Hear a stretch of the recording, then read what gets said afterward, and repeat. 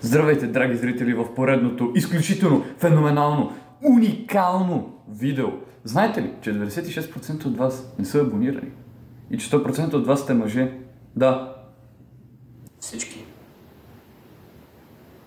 Да. Както казва заглавието на това видео, освен ако не съм много забавен и не реша да направя двойна шега и трябва да е напълно друго видео, надявам се да не го направя, това видео е реакция на времето. Колко вълнуващо, нали? Разбира се. За такъв нискокачествен контент, за такова съдържание, от което YouTube екосистемата има випираща нужда. Моля, харесайте видеото. И сега, след като приключих да прося като гледам пред църква, да се захващаме с същината на това видео.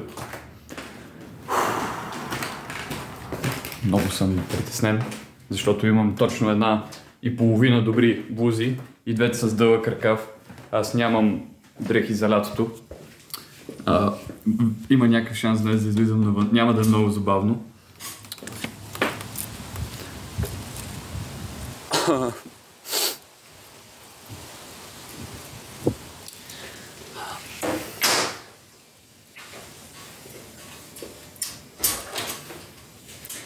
Еми хора, това беше доста тъжно. Времето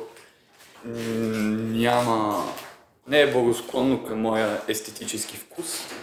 То желая да накърни моето обществено мнение с своето отношение към мен и към обществеността, която, както виждаме по улицата, също не е много щастлива от това време.